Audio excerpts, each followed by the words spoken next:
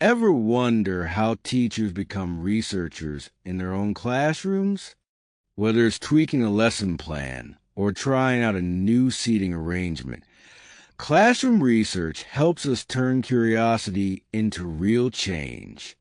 In this lesson, we're diving into the fascinating world of classroom research, where everyday teaching meets investigation.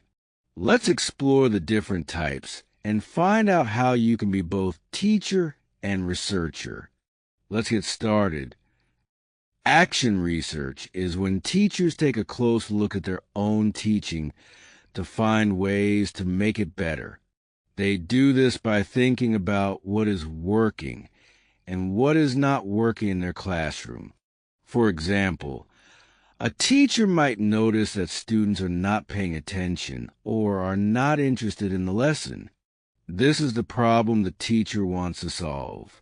To try and fix it, the teacher comes up with a new idea, like using fun group activities instead of just talking at the front of class. After using the new idea, the teacher watches what happens and collects information. Did more students join in? Did they learn more? Based on what they see, the teacher decides if the change helped. If it worked well, they may keep using it or try more new ideas.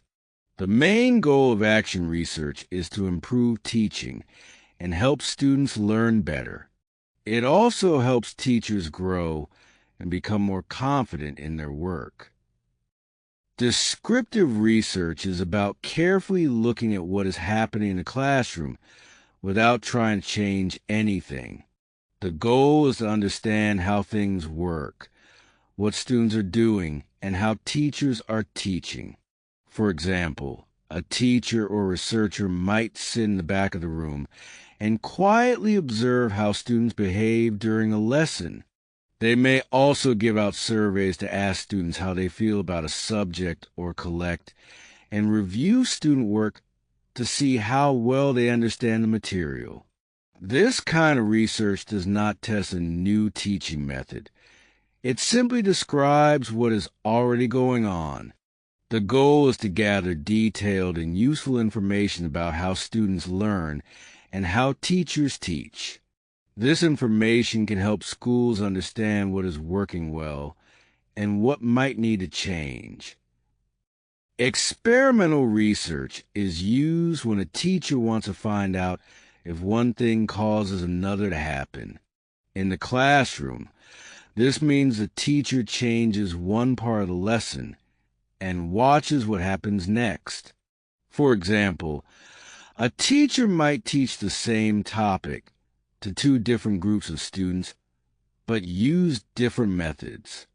One group might learn through traditional lectures, while the other group uses videos and hands-on activities.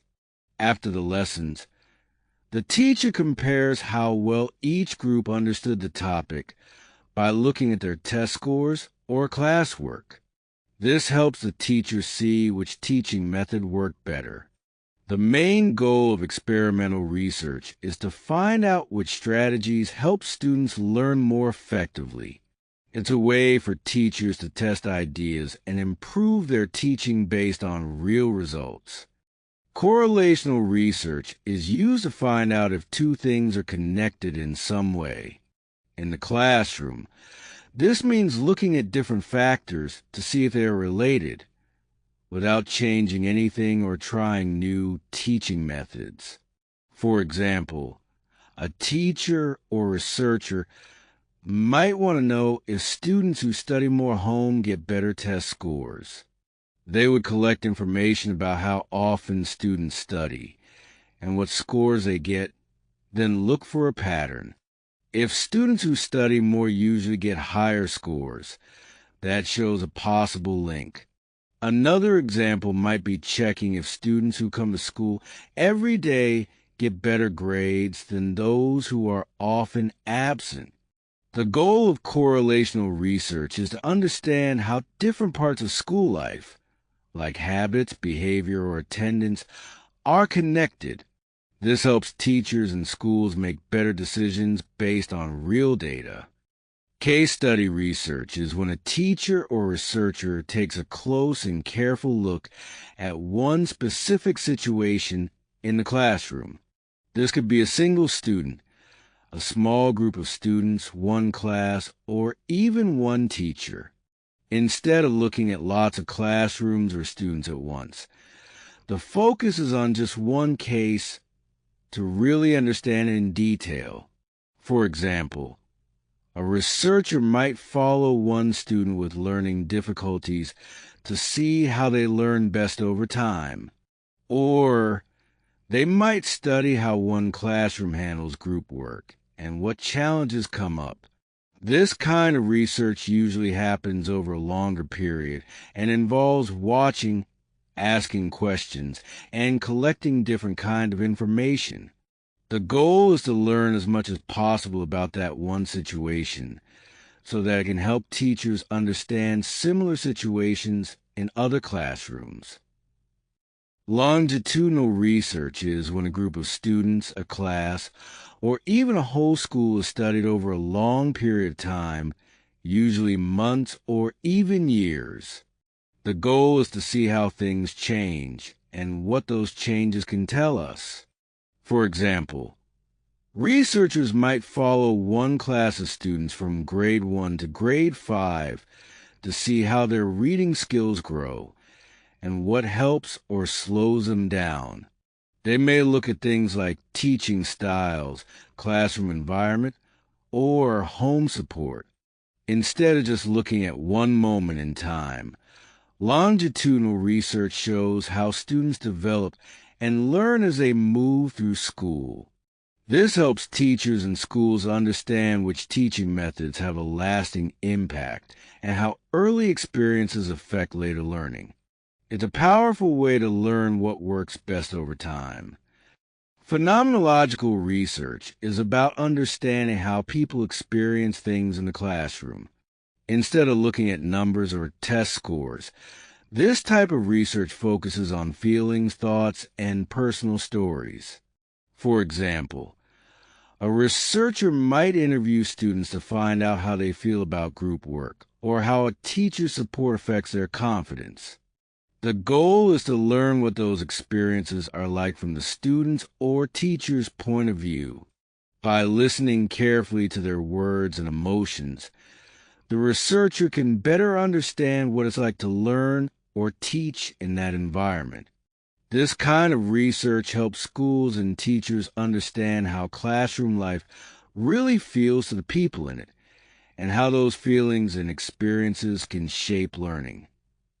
No matter the type of classroom research, all of them share a common goal: improving teaching and helping students learn more effectively.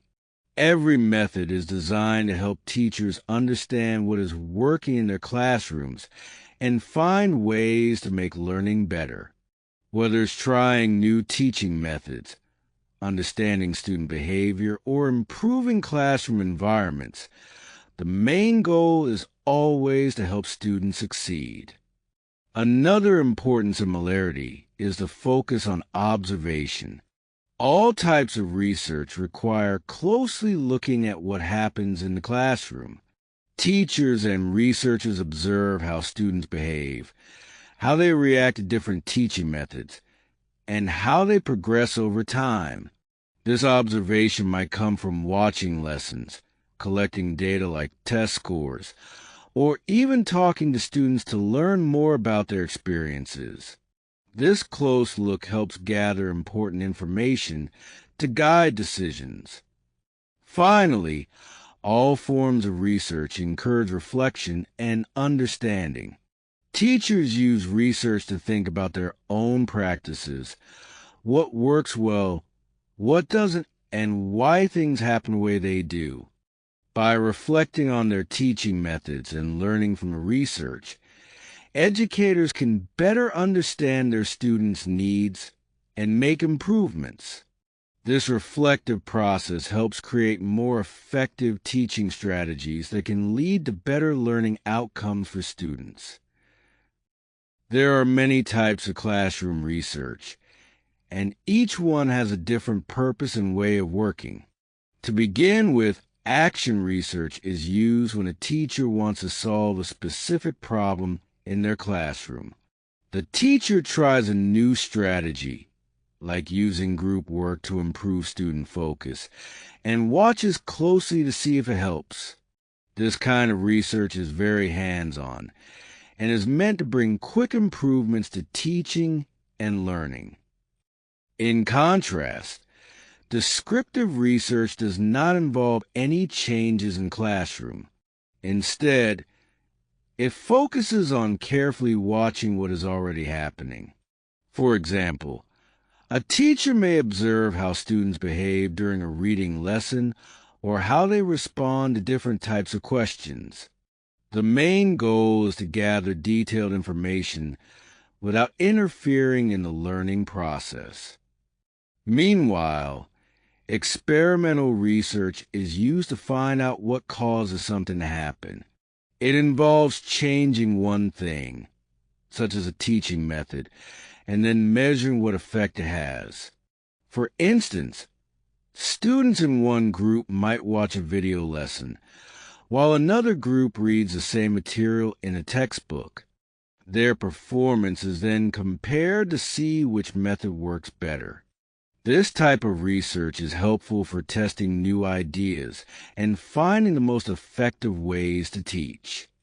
Similarly, correlational research looks for patterns or links between different things, but it does not make any changes in the classroom either.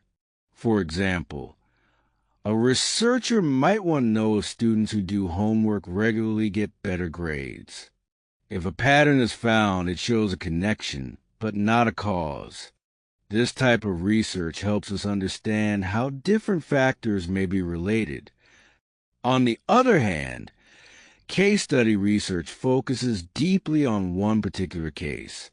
This might be a single student, a classroom, or even one teacher. The researcher collects detailed information to understand what is happening in that specific situation. Although the findings may not apply to everyone, they can still offer valuable insights into real classroom challenges. In addition, longitudinal research is different because it takes place over a long period of time. It follows the same group of students for several months or even years. This allows researchers to see how students change and grow and to understand how different experiences affect their learning over time. Finally, phenomenological research is unique because it focuses on personal experiences. It explores how students or teachers feel about their time in the classroom. Researchers often do interviews to hear people's thoughts and emotions. The goal is to better understand how these experiences shape learning and teaching. To sum up, while all these research types help improve education, they do so in different ways. Some focus on testing changes, others focus on observation, and some explore personal stories or long-term progress. Each type gives us a different piece of the puzzle when it comes to understanding what really happens in the classroom.